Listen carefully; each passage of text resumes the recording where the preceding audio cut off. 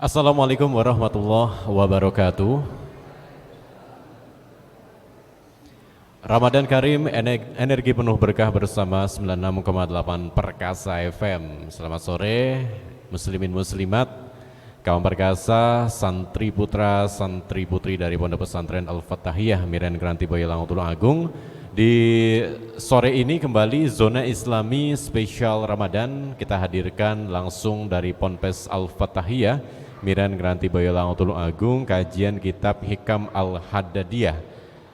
Dan di hari keempat bulan Ramadan 1444 Hijriah, sore hari ini kita akan memasuki hikmah yang keempat ya, yang nanti akan langsung disampaikan materinya oleh beliau Ustadz Qoyyimun Nafal. Langsung saja kaum perkasa muslimin muslimat, kita akan menyimak penjelasan hikmah yang keempat langsung bersama dengan Ustadz Qoyyimun Nafal. Semoga Ustadz. Terima kasih sebelumnya. Assalamualaikum warahmatullahi wabarakatuh. Alhamdulillah, alhamdulillahi rabbil alamin, wa bihi nasta'inu ala umuri dunya waddin, sayyidina wa maulana Muhammadin wa ala alihi wa ashabihi ajma'in, amma ba'd.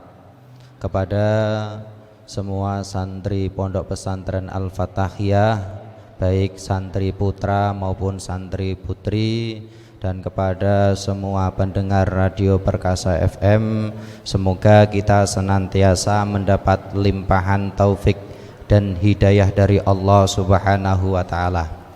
Alhamdulillah, pada kesempatan sore hari ini kita masih diberi kesempatan oleh Allah untuk beristiqomah, yaitu memahami kalimah-kalimah hikmah, yang mana pada kesempatan sore hari ini kita akan membahas tentang hikmah yang keempat.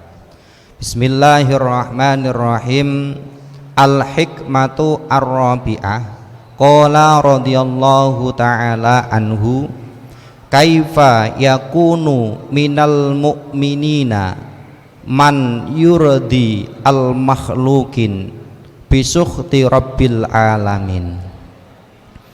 Jadi bagaimana mungkin orang itu menjadi mukmin sejati apabila dia lebih mengutamakan ridhonya makhluk dengan cara menjadikan murkanya Allah Subhanahu wa Ta'ala.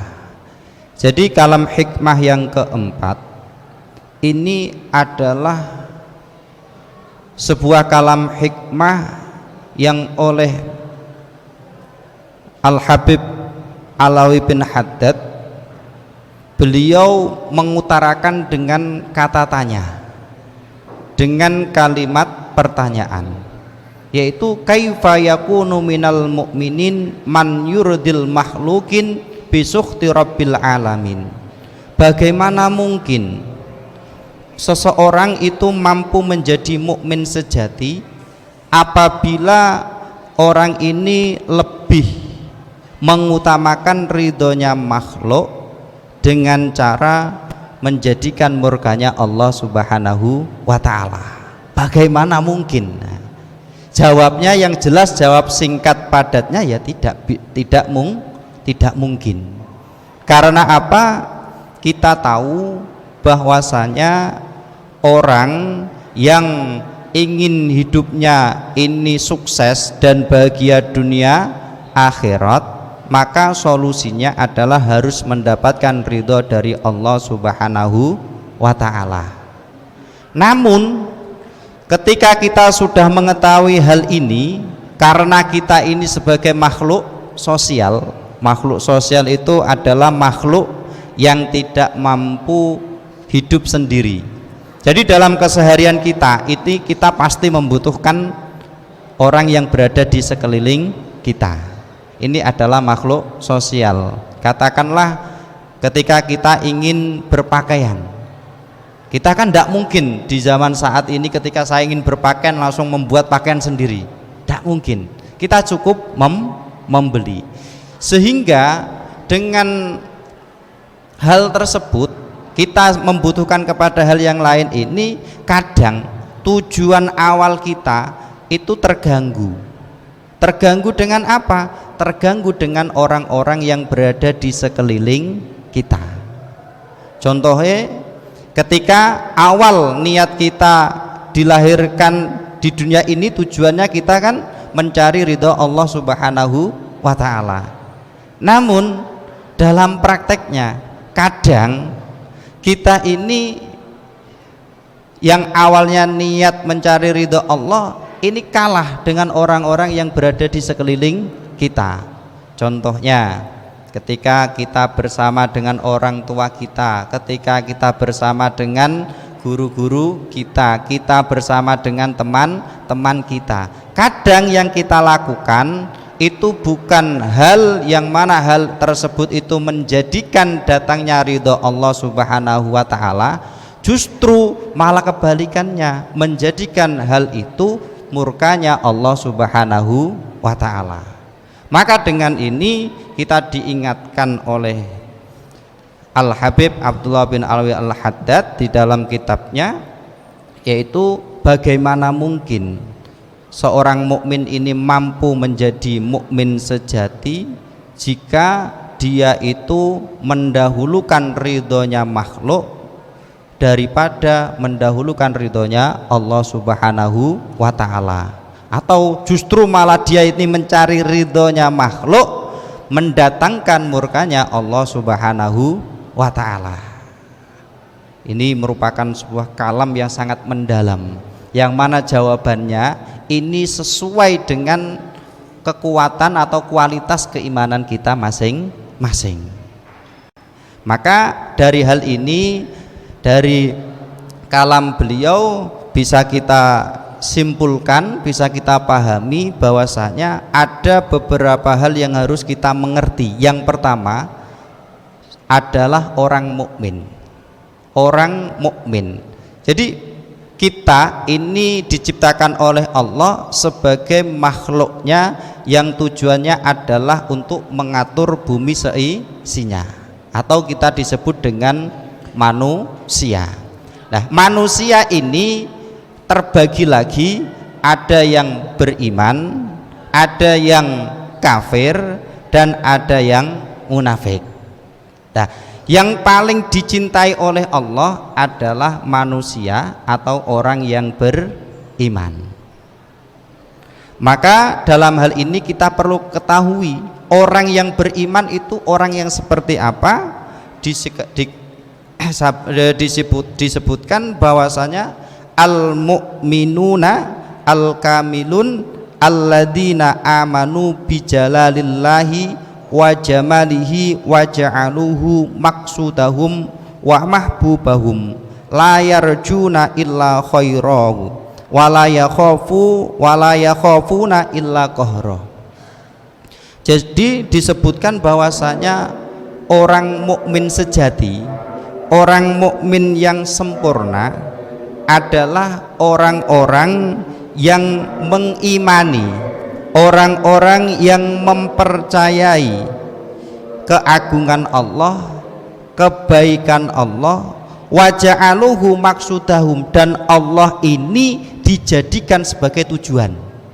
Jadi yang dijadikan tujuan adalah Allah Subhanahu wa ta'ala. Dalam hal ini adalah ridho daripada Allah Subhanahu wa ta'ala. Wa mahbubahum, dan yang dicintai adalah Allah Subhanahu wa ta'ala. La yarjuna illa khairahu, dia tidak menginginkan kecuali kebaikannya Allah Subhanahu wa ta'ala. Wa la yakhafuna illa qahrahu, dan dia tidak takut kecuali paksaan daripada Allah Subhanahu wa ta'ala. Jadi orang yang beriman yang sejati, orang yang beriman yang sejati adalah orang-orang yang mempercayai keagungan Allah dan menjadikan Allah ini sebagai tujuan hidupnya. Tujuan hidupnya hanya mencari ridho daripada Allah Subhanahu wa ta'ala, dan yang dicintainya itu hanya Allah. La yarjuna illa khaira. Dia tidak menginginkan kebaikan kecuali itu kebaikan dari Allah Subhanahu wa taala. Wala yakhafuna illa qahra. Dan dia ini tidak takut, tidak khawatir kecuali paksaan dari Allah atau siksa daripada Allah Subhanahu wa taala. Ini adalah orang mukmin sejati. Sehingga dengan kita memahami orang mukmin sejati saja sudah mampu menjawab pertanyaan yang disampaikan tadi, yaitu kaifa yakunu minal mu'minina man yurdil mahlukin bisakhati rabbil alamin. Bagaimana seseorang itu mampu menjadi mukmin sejati apabila dirinya ini mengutamakan ridhonya makhluk dengan cara menjadikan murkanya Allah. Bisa disimpulkan apa? Dia ini mencari ridhoe makhluk, mencari ridhoe podo-podo menungso. Justru dengan mencari ridho makhluk ndekne iki malah ndadekke murkane Allah Subhanahu wa taala. Ini jawabannya ya jelas tidak mungkin, karena ketika kita melihat definisi daripada orang-orang mukmin sejati adalah orang-orang mukmin yang mengagungkan Allah, beriman kepada Allah, mengagungkan Allah, dan tujuannya adalah mencari ridha Allah, yang dicintainya adalah Allah Subhanahu wa taala, dan dia tidak mengharapkan sesuatu kebaikan kecuali dari Allah Subhanahu wa taala. Yang ditakuti hanya siksa dari Allah Subhanahu wa taala. Itu adalah orang mukmin sejati. Selain orang mukmin sejati, selain orang mukmin ada lagi yang kita kenal dengan orang kafir. Orang kafir itu siapa? Orang kafir adalah man la yu'minu bil wahdaniyati awin nubuwati awir risalah au bisalasatiha.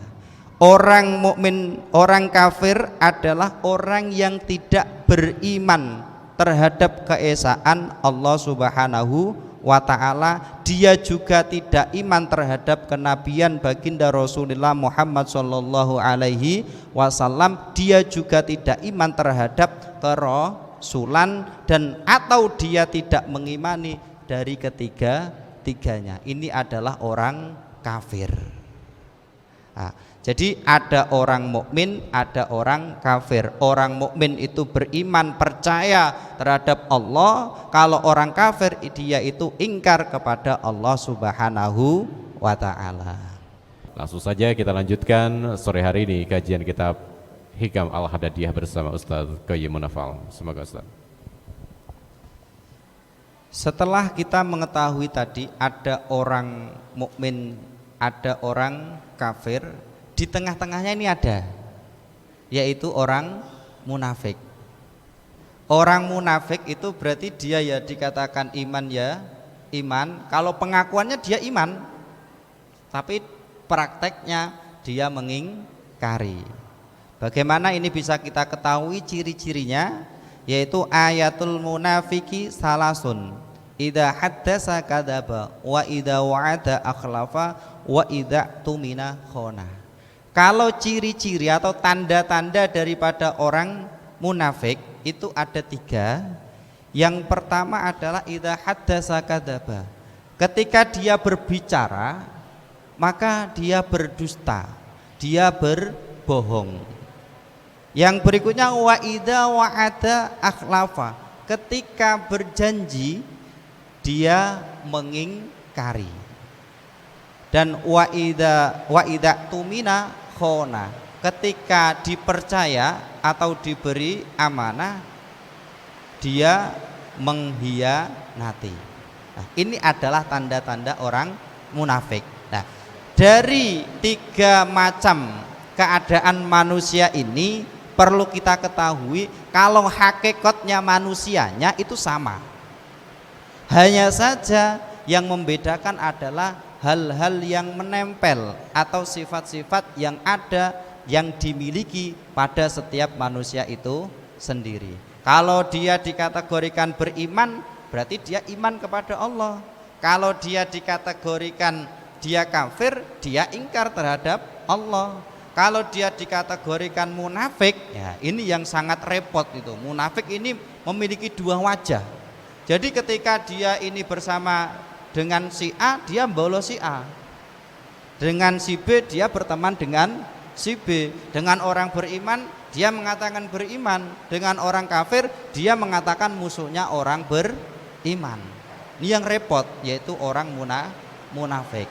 Nah, dengan tiga tanda ini kita bisa mengetahui orang munafik, yaitu ketika berbicara dia berbohong atau berdusta, ketika berjanji dia mengingkari, ketika dipercaya dia berkhianat. Dengan tiga tanda ini kita lihat diri kita masuk yang mana. Apakah termasuk orang yang beriman kepada Allah, ataukah termasuk orang kafir? Kalau kafir insya Allah tidak ada kalau yang di pondok ini, semuanya beriman karena semuanya menggeluti mendalami ilmu-ilmunya Allah Subhanahu wa ta'ala.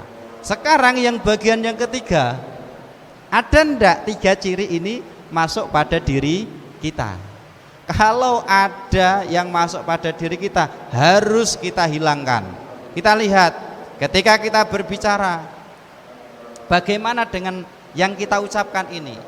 Jujur atau berbohong? Kalau kita berbicara ternyata kita berbicara jujur, sebenarnya maka kita tidak termasuk orang munafik. Yang kedua, ketika kita berjanji, kita mengingkari apa tidak? Kalau kita tidak mengingkari, kita menepati janji tersebut, maka aman, kita bebas dari sifat munafik. Yang ketiga, ketika kita diberi amanah, ketika kita dipercaya, bagaimana sifat kita? Kita menjaga amanah itu atau kebalikan, kita berkhianat terhadap amanah tersebut? Kalau kita menjaga amanah itu, alhamdulillah kita sukses, bisa lolos dari sifat kemunafikan.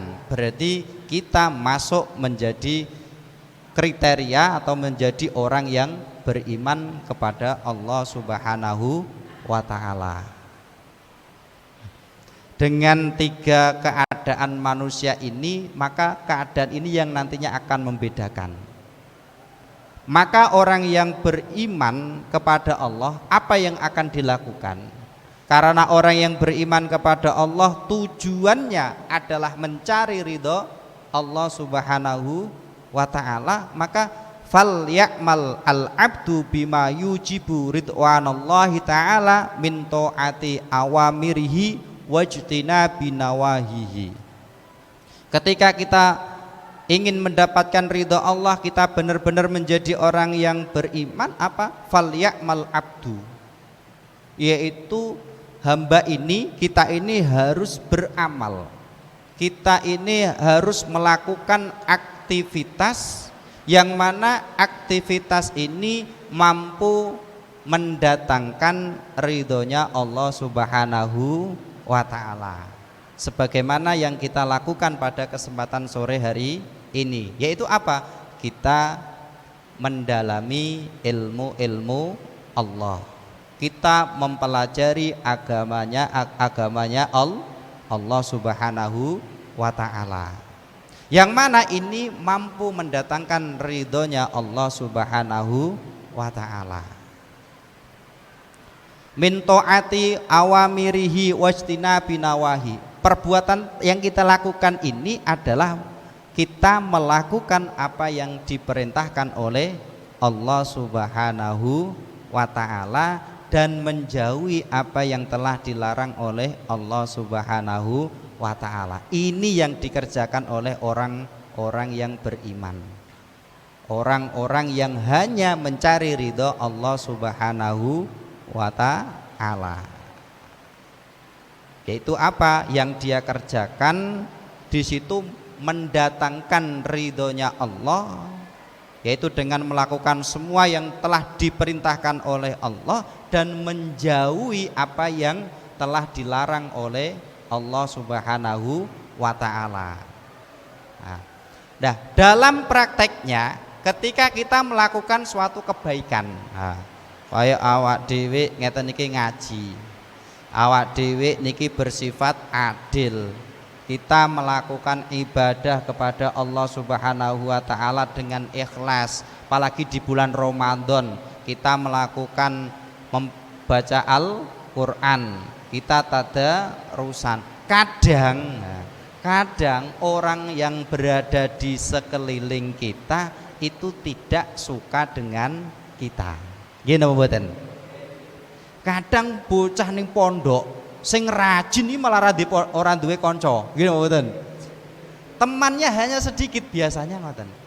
Kenapa kok seperti itu? Karena biasanya orang yang berpegang teguh melaksanakan apa yang telah diperintah Allah, menjauhi apa yang telah dilarang oleh Allah, ini ujian awal. Dia ini ada orang-orang yang berada di sekelilingnya tidak suka. Makanya ketika kita ingin mencari teman yang banyak, jadilah orang yang tidak baik, kurang baik, sifatnya jelek. Ini pasti temannya banyak. Hanya di awal-awal saja. Tapi kalau ingin menjadi orang yang sedikit temannya, biasanya itu dia rajin ngaji di pondok, rajin ngaji darusan, tidak pernah berbohong, diajak hal-hal yang negatif mboten purun, nggih mboten. Hal seperti ini, ini tergantung kembali kepada kita masing-masing. Apakah kita tetap bersih kukuh terhadap apa yang telah kita yakini, yaitu apa, menjalankan semua perintah Allah dan menjauhi larangannya, meskipun orang-orang yang berada di sekeliling kita ini tidak mencintai kita, tidak menyukai kita, bahkan kadang ada yang menjauhi kita.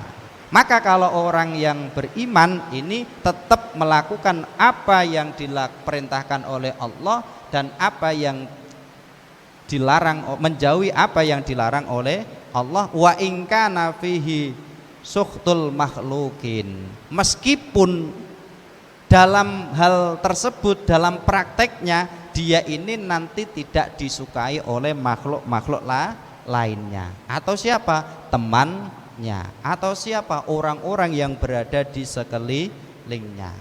Ini adalah orang yang beriman. Wala yata'arradu li sakhatihi wa in kana dzalika sababan liridhahum. Dan yang berikutnya lagi, dia tidak melakukan perkara yang mendatangkan murkanya Allah Subhanahu wa taala, meskipun itu menjadi sebab dia dicintai oleh temannya atau makhluknya. Dalam hal ini yaitu perkara tersebut atau aktivitas tersebut adalah aktivitas yang mendatangkan murkanya Allah Subhanahu wa taala. Jadi intinya orang yang beriman kepada Allah, maka yang dilakukan adalah segala sesuatu, berbagai macam bentuk ibadah. Ibadah ini macam-macam, jadi jangan dipahami kalau ibadah itu hanya sekedar mengaji saja, jangan. Karena orang bekerja mencari nafkah untuk keluarganya ini juga bernilai ibadah. Kalau santri yang masih ada di pondok kan masih jomblo semuanya kan. Jadi cukup untuk dirinya sendiri saja. Toh yang mencukupi kita adalah orang tua kita masing-masing. Kan berbeda ketika posisinya sudah menjadi orang tua, seperti ayahnya sampean, bapaknya sampean. Umpama bapaknya sampean ndak kerja, terus piye? Maka di dalam Islam bekerja ini juga bernilai ibadah, dengan syarat diniati mencari ridho Allah Subhanahu wa ta'ala. Nah, itu adalah beribadah. Terus semua yang telah diperintahkan oleh Allah ini dilakukan, yang dilarang oleh Allah ini dijauhi, tanpa berpikir kalau saya melakukan kebaikan saya pasti akan dijauhi oleh teman-teman saya pasti akan dijauhi oleh orang-orang yang berada di sekeliling saya. Ini tidak dipedulikan. Nah, terus ketika dia melakukan hal tersebut, semuanya itu yang terakhir semuanya karena mencari ridho Allah Subhanahu wa ta'ala.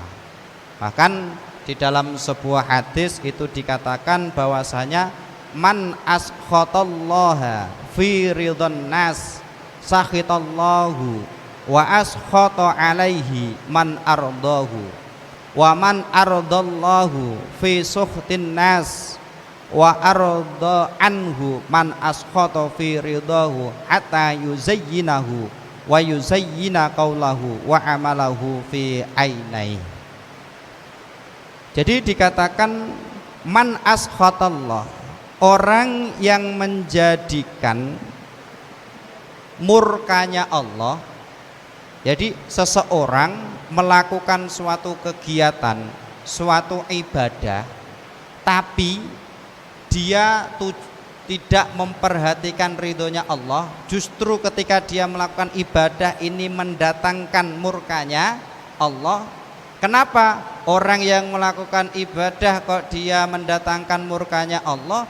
Karena ketika dia beribadah yang dituju adalah untuk pujian manusia. Oh, saya tak sholat dengan khusyuk karena ada calon mertua. Iki sholatnya dek khusyuk ke.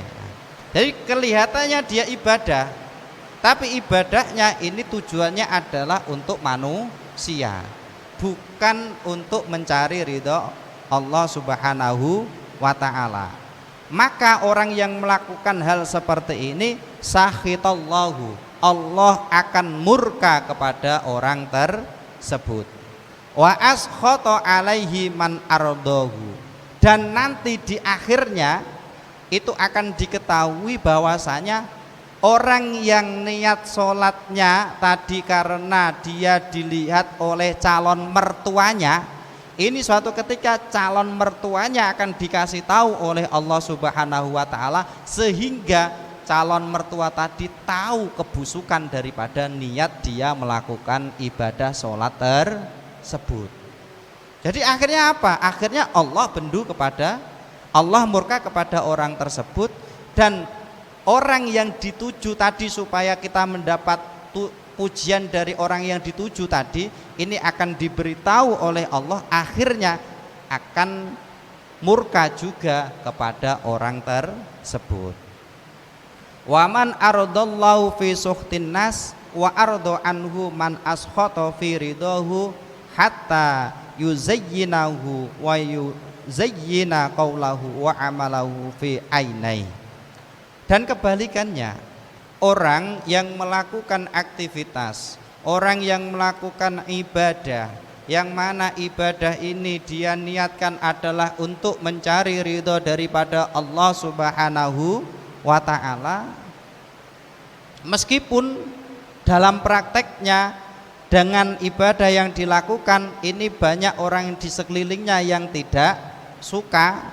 Kenapa? Karena kebaikan itu biasanya banyak yang tidak suka. Kenapa kok tidak suka? Karena hidup kita ini dipenuhi dengan hawa nafsu dan godaan setan. Gini apa betul? Maka akhirnya meskipun awalnya orang-orang yang berada di sekeliling kita ini tidak suka kepada kita, kalau niat kita awal adalah mencari ridho daripada Allah Subhanahu wa ta'ala, maka nanti Allah akan ridho kepada orang tersebut. Dan orang yang awalnya tidak suka terhadap apa yang dilakukan tersebut, ini orang ini akan diberitahu oleh Allah, akhirnya orang ini akan dicintai, akan disukai oleh orang-orang yang berada di sekelilingnya. Bahkan yang dilakukan itu ini akan dihiasi oleh Allah. Orang-orang yang melihat orang yang awal ibadahnya ini mencari ridho Allah Subhanahu wa ta'ala, meskipun orang di sekelilingnya ini tidak menyukainya, yang awalnya dia hanya sendiri, nanti setelah melalui beberapa proses tahap, akhirnya orang ini akan menjadi orang yang menjadi teladan. Kenapa? Orang-orang yang berada di sekelilingnya akhirnya akan melihat orang ini adalah orang yang sempurna, sesuai dengan hatta yuzayyinahu wa yuzayyina qaulahu wa amalahu fi aini, yaitu apa? Perbuatan orang ini akan dihiasi oleh Allah Subhanahu wa ta'ala, sehingga dengan perhiasan tersebut orang ini dari sisi ucapan, perbuatan ini akan terlihat menjadi orang yang patut ditiru dan patut dicontoh. Ndak usah jauh-jauh, kita lihat ketika ada seseorang, dia dari kecil menuntut ilmu agama, tujuannya adalah untuk mencari ridho Allah Subhanahu wa ta'ala. Di tengah kepayahan kadang dia juga harus lama tidak pulang gitu, suwi ramuleh pulang itu harus menunggu hari libur, dia harus menghafalkan setiap hari. Tapi setelah dia lulus dari pondok dengan mengamalkan ilmu yang telah didapat, setelah dia di rumah akan menjadi percontohan bagi yang lain. Ini prakteknya. Akan kita lihat kebalikannya, kalau orang yang dilakukan itu adalah kejelekan-kejelekan saja, dengan kejelekan ini dilakukan terus menerus, mungkin di awal-awal dia banyak temannya, akhir-akhir ketika dia sudah waktunya berumah tangga, banyak orang yang menjauhinya. Kenapa? Karena dia, orang yang berada di sekelilingnya tahu ini pasti akan sangat merugikan. Maka ketika kita melihat lagi banyak wali-wali Allah, kekasih-kekasih Allah dalam hidupnya dihabiskan untuk taat kepada Allah Subhanahu wa ta'ala, bahkan ketika dia telah meninggal pun, bahkan beliau telah meninggal ini masih saja didatangi oleh para hamba-hamba Allah, terutama orang-orang yang mukmin. Kita kenal dengan di Indonesia ada yang namanya Wali Songo. Ini kan beliau secara jasadiah sudah meninggal. Tapi kenapa kita kok berbondong-bondong sowan untuk ziarah ke beliau? Karena ini loh pentingnya ridho Allah Subhanahu wa ta'ala, dan kita melakukan amal perbuatan yang tujuannya hanyalah mencari atau mendatangkan ridho daripada Allah Subhanahu wa ta'ala. Sehingga dengan hal ini bisa kita pahami bersama bahwasanya yang terpenting bagi kita itu adalah memperoleh ridho daripada Allah Subhanahu wa ta'ala, dan kita sebisa mungkin, semaksimal mungkin meninggalkan sesuatu yang memang dilarang oleh Allah Subhanahu wa ta'ala, sehingga harapan besar kepada diri kita apa? Kita benar-benar menjadi orang mukmin sejati, orang mukmin yang mengagungkan Allah, orang mukmin yang menjadikan Allah ini adalah sebagai tujuan hidupnya. Wa ma khalaqtul jinna wal insa illa liya'budun.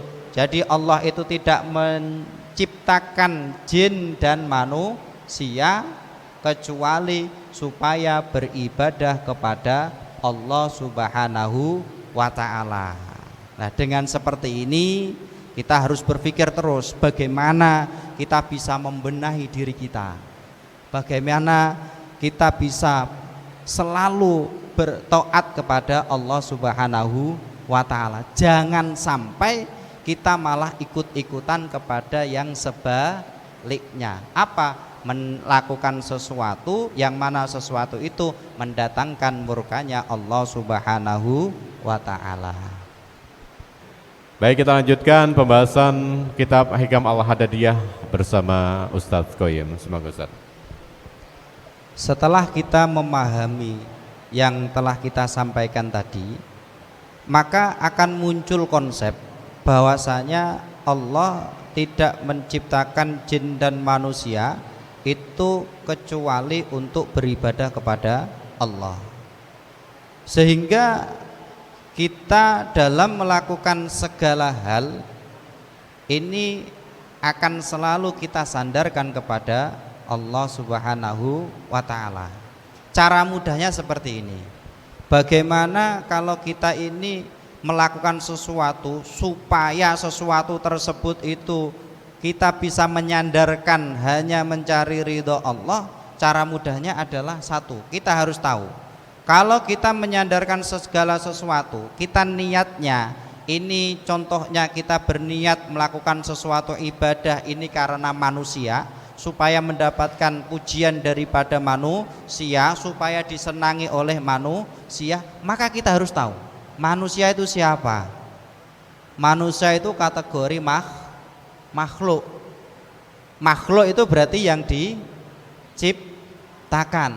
Kalau Allah itu Al-Khaliq. Khaliq itu siapa? Yang menciptakan. Maka kita akan tersadar dengan kata-kata kita, oh iya, kalau saya beribadah niatnya karena mencari kepuasan atau ridho daripada manusia, saya tahu jangan-jangan Allah ini murka. Kalau sampai Allah ini murka, orang yang saya tuju ini siapa? Dia sama-sama seperti kita, yaitu siapa? Makhluk. Ketika kita tahu dia ini makhluk, ketika Allah sudah murka kepada kita, dia bisa apa? Ya tidak bisa apa-apa. Maka sesungguhnya orang yang berniat mencari keridhaan makhluk ini adalah orang yang tersesat dan orang yang merugi. Dalam tanda kutip, orang ini maksudnya adalah ketika kita melakukan sesuatu ini, kita ini, orang yang kita tuju ini tidak sesuai dengan apa yang diperintahkan oleh Allah Subhanahu wa ta'ala. Contohnya ketika kita diajak teman kita untuk di bulan puasa, diajak mokel, diajak supaya tidak berpuasa, kok kita ben koncone iki seneng, kita nuruti, lah iki lho menyesatkan. Dengan kita mokel, tidak kita membatalkan puasa kita pada hari itu, jangan-jangan meskipun teman kita ini seneng kepada kita, jangan-jangan Allah ini murka kepada kita. Kalau Allah ini sudah murka kepada kita, ini loh ndak ada pengaruhnya sama sekali. Kenapa? Tidak bisa menolong kita, tidak mampu menolong kita. Dan kita juga harus berpikir, apa sih kelebihan daripada manusia itu terhadap diri kita? Apa yang diberikan manusia kepada diri kita? Kita kan tahu ketika sampean masih berada di kandungan, sampean dhewe napa kalih koncone sendiri, nggih napa mboten? Ketika sampean lahir sendiri apa ada temannya? Sendiri. Sampean nangis juga sendiri, nggih napa mboten? Ketika sampean nanti, ketika orang ini meninggalkan dunia, apakah ada temannya? Tidak, dia sendiri. Ketika dia nanti berada di alam kubur, yaitu sebuah rumah gelap gulita, tidak memiliki pintu, yang mana orang lain pun ketika melihat rumah tersebut akan ketakutan. Apakah di situ kita memiliki teman? Tidak. Yang menemani kita dari awal sampai akhir siapa? Allah Subhanahu wa ta'ala. Makanya dari sini harus ada di dalam benak kita. Kita berpikir, ya Allah, Allah ini yang selalu menemani saya baik dalam keadaan apapun. Di alam kandungan juga Allah, ketika kita lahir juga Allah, ketika kita berada di alam barzah juga Allah, nanti di akhirat yang bisa memberikan pertolongan hanya Allah Subhanahu wa ta'ala. Sehingga dengan hal ini kita kembali ke konsep awal bahwasanya yang terpenting bagi kita adalah mencari ridho Allah Subhanahu wa ta'ala. Meskipun dalam prakteknya ketika kita melakukan kebaikan, kadang orang-orang yang berada di sekeliling kita itu tidak suka dengan kita. Ketika orang-orang yang berada di sekeliling dengan kita ini tidak suka dengan kita, ini biasanya hanya bersifat sementara saja. Tidak usah takut karena sifatnya sementara. Kalau sampai kebalik, kita mencari yang kebalikan, apa? Allah ini yang telah memberikan rizki kepada kita, Allah yang telah menghidupkan kita, Allah yang telah memberi makan kepada kita, Allah yang selalu menemani kepada kita. Kok ini kita duakan, kita kalahkan dengan kita mencari ridhonya dari makhluk. Ini yang akan menjadikan kita rugi selama-lamanya. Karena apa? Cintanya makhluk kepada kita ini hanya bersifat sementara. Kenapa? Karena Allah itu di dunia memberikan ujian kepada hambanya. Allah memberikan ujian kepada hambanya. Ketika Allah memberikan ujian kepada hambanya, biasanya di awal-awal orang yang memang benar-benar pilihan Allah ini akan diberi ujian yang lebih banyak. Kenapa? Untuk memilih benar-benar ini hambaku satu ini benar-benar beriman kepadaku apa tidak, beriman kepada Allah dengan sesungguhnya apa tidak.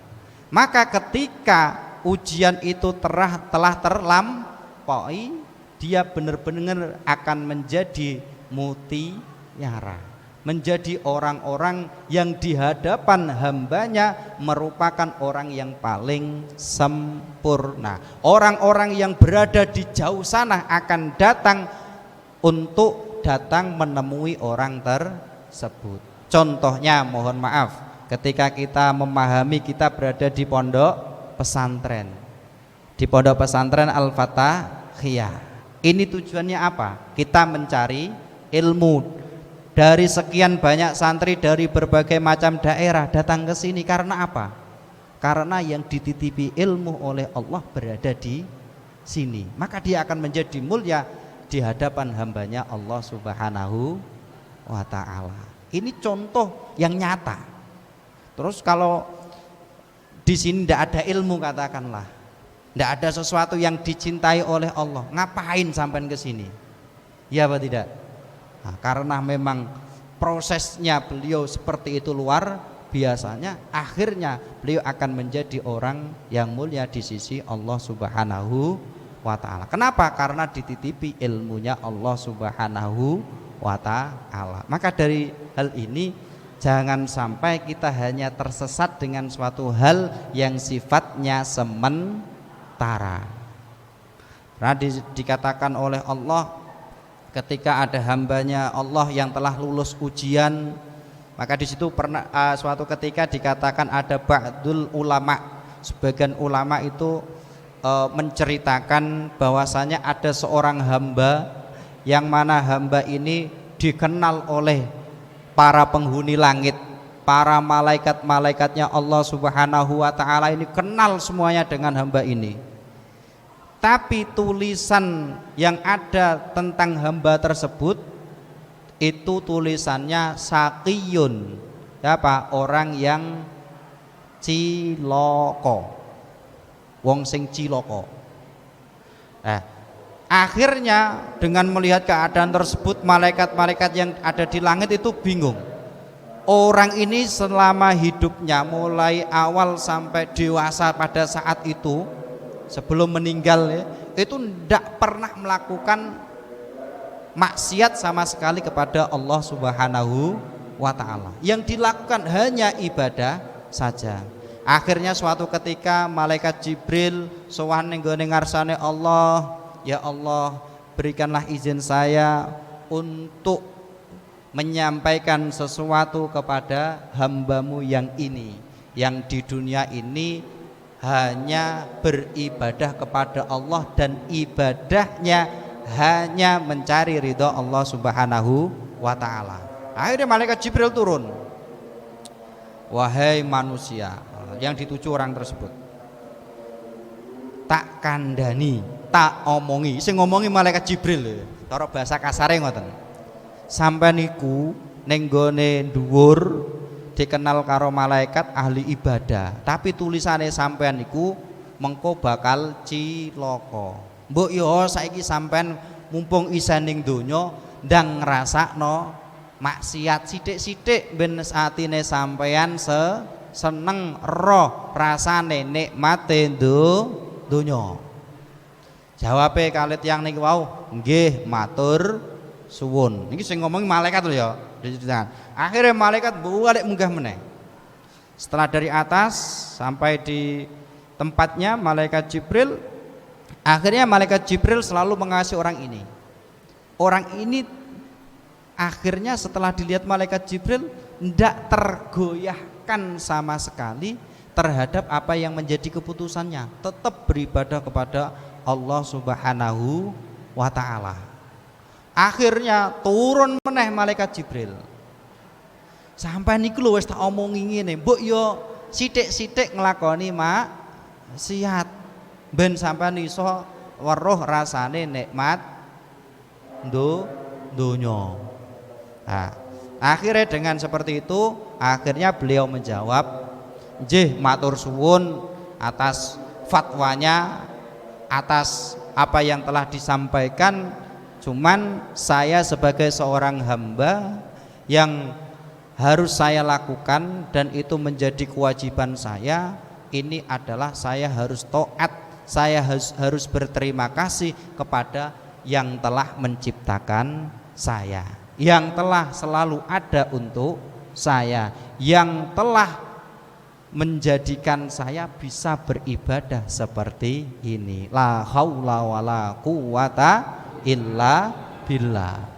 Akhirnya dengan jawaban seperti itu malaikat Jibril naik. Ternyata yang awalnya orang ini itu diperlihatkan kepada malaikat adalah sebagai seorang syaqiyun, dadine Sa'id. Sa'id artinya apa? Beruntung. Itu karena apa? Karena itu ujian yang diberikan oleh Allah Subhanahu wa ta'ala untuk benar-benar ngecek apakah dia itu benar-benar beriman kepada Allah atau tidak. Ketika dia benar-benar beriman kepada Allah, dia tidak akan berpikir apa yang nantinya diberikan kepada dia setelah dia meninggal. Apakah itu dia itu dimasukkan surga atau neraka? Dia hanya berpikirnya bagaimana saya bisa melakukan apa yang telah diperintah oleh Allah dan niat supaya hanya kepada Allah Subhanahu wa ta'ala dan menjauhi semua yang telah dilarang oleh Allah. Karena apa? Alangkah baiknya ketika kita mau menjadi seorang hamba yang mana hamba itu benar-benar manut, benar-benar nurut kali Allah Subhanahu wa ta'ala. Coba kita ilustrasikan ketika sampean tahu di saat ini kita kan memiliki orang tua. Wong tuane sampean niki nek weruh sampean kok manut, seneng napa mboten? Wong tuane sampean roh sampean kok ora gelem manut, remen napa mboten? Mboten. Nggih napa mboten? Nggih. Malah kula niku riyen tesih mondok tri kula, pokoke kula nek kalih tiyang sepah niki pokoke manut, di samping mencari ridho Allah juga mencari sangu dari orang tua. Nek sampean niki manut karo wong tua njaluk sangu diparingi napa mboten? Nah, padha karo pangeran, nek kita iki manut karo pangeran napa mawon ingkang kita jaluk karo pangeran iki bakal dikabulaken kalih Allah Subhanahu wa taala. Sehingga ini loh yang dicintai oleh Allah, yaitu apa? Seorang hamba yang mana dia melakukan segala sesuatu tujuannya hanya mencari ridho dari Allah Subhanahu wa ta'ala, bukan kebalikannya. Yaitu apa? Kalau kebalikannya, orang yang melakukan segala sesuatu tujuannya untuk mencari supaya dipuji oleh manusia. Ini adalah yang dimurkai oleh Allah Subhanahu wa ta'ala. Sehingga di akhirnya kita percaya tidak percaya, ketika orang itu beriman kepada Allah, ketika orang ini berbuat baik, maka nanti akan dikumpulkan oleh Allah itu bersama dengan orang-orang yang baik. Sampean delok koncone sampean sing ning pondok kan niki nggih, ketika sampean mengko mulih karo kanca-kanca sing sementara niki tasik dereng sadar utawa ijek nglakoni perkara sing dilarang kalih Allah, ketika kita awor, meskipun itu konco sak SD, konco sak sekolah katakanlah, ketika kita sudah pulang dari pondok, ketika berteman awor kumpul ning gone ati ana kaya pemisah napa mboten? Kayak saya Kak weruh hal yang seperti itu sudah tidak cocok, nggih napa mboten? Nah, inilah adalah yang diberikan oleh Allah kepada orang-orang yang beriman, yang memang benar-benar mencari ridho daripada Allah Subhanahu wa ta'ala. Muslimin dan muslimat yang dirahmati Allah, kaum perkasa, kita masih di zona Islami spesial Ramadan, kajian kitab Hikam Al-Haddadiyah. Dan sebelum kita akhiri zona Islami sore hari ini, mari kita simak penutup sekaligus juga nanti lantunan doa masih bersama dengan Ustadz Qoyim. Semoga Ustadz.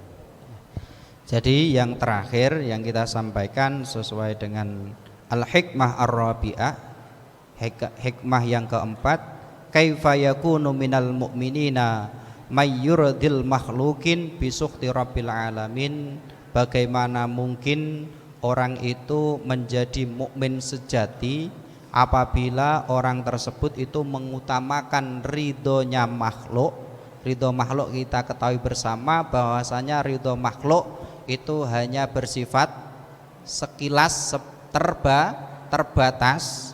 Sampai kita unggulkan ini, kita akan menjadi orang yang merugi. Apalagi sampai kita ini melakukan sesuatu tersebut menjadikan murkanya Allah Subhanahu wa ta'ala. Nah, yang bisa kita petik dari kalam tersebut adalah kita harus menjadi seorang mukmin sejati. Orang mukmin sejati adalah orang yang beriman dengan Allah Subhanahu wa ta'ala, mengagungkan Allah Subhanahu wa ta'ala, tujuan satu-satunya adalah mencari ridho Allah, dan yang dicintainya adalah Allah Subhanahu wa ta'ala. Dia tidak menginginkan segala sesuatu kecuali dari Allah Subhanahu wa ta'ala. Ini adalah orang mukmin sejati. Yang kedua, janganlah menjadi orang munafik atau orang kafir. Terus yang terakhir, kita harus berpikir bahwasanya yang menguasai dunia ini adalah Allah, yang menciptakan kita adalah Allah, yang memberi nikmat kita Allah, yang menyiksa kita nantinya adalah Allah. Maka ketika kita melakukan sesuatu, kita niatkan mencari ridho manusia, yang mana manusia itu saja sendiri dia tidak mampu menolak kejelekan yang akan terjadi pada dirinya, bagaimana dia akan menolak kejelekan yang akan terjadi pada diri kita? Nah, tentunya yang mampu menolak kejelekan yang akan terjadi pada diri kita adalah Sang Pencipta atau Allah Subhanahu wa Ta'ala. Sehingga kita tarik kesimpulan, mari kita bersama-sama berniat, menata niat kita, menata hati kita. Kita di bulan Ramadan ini, mulai saat ini, mulai detik ini, kita berniat beribadah hanya semata-mata mencari ridho dari Allah Subhanahu wa Ta'ala. Demikian yang bisa saya sampaikan, kurang lebihnya minta maaf. Dan yang terakhir, mari kita tutup dengan doa, dengan harapan semoga kita benar-benar menjadi hamba yang dicintai oleh Allah, hamba yang mendapat ridho dari Allah Subhanahu wa Ta'ala, dan juga semoga kita diberi ilmu yang bermanfaat serta dibarengi dengan keberkahan. A'udzubillahi minasyaitonirrajim. Bismillahirrahmanirrahim. Alhamdulillahirabbil alamin hamdan syakirin hamdan naimin hamdan yuwafi ni'amahu wa yukafi'u mazida. Ya Rabbana lakal hamdu kama yanbaghi li jalali wajhika wa li 'azimi sultanik. Allahumma shalli ala sayyidina Muhammad wa ala ali sayyidina Muhammad. Allahumma shalli ala sayyidina Muhammadin salatan tunjina biha min jami'il ahwani wal afat wa taqdi lana biha jami'al hajat wa tudahhiruna biha min jami'is sayyi'at wa tarfa'una biha indaka على الدرجات وتبلغنا بها أقصى الغايات من جميع الخيرات في الحياة وبعد الممات. اللهم بارك لنا في حياتنا، بارك لنا في علومنا، بارك لنا في أرزاقنا، بارك لنا في أهلنا وزوجاتنا وذرياتنا وأهلنا وتلاميذنا وشيخنا وجماعتنا، وبارك لنا في موتنا وفي بعد موتنا. اللهم أعنا على ذكرك وشكرك وحسن عبادتك. اللهم أنعسنا بالموتة الأولى والولادة الثانية وأحينا بالحياة الباقية في هذه الدنيا الفانية. ربنا ظلمنا أنفسنا وإن لم تغفر لنا وترحمنا لنكونن من الخاسرين. ربنا آتنا في الدنيا حسنة وفي الآخرة حسنة وقنا عذاب النار. سبحان ربك رب العزة عما يصفون وسلام على المرسلين والحمد لله رب العالمين. والعفو منكم. Wassalamualaikum warahmatullahi wabarakatuh. Waalaikumsalam warahmatullahi wabarakatuh. Demikian tadi kaum perkasa muslimin muslimat zona Islami sore hari ini kita siarkan dari Pondok Pesantren Al-Fatahiyah Miran Kranti Boyolali Tulung Agung dan juga didukung oleh RSUD Dr. Iskak Tulung Agung.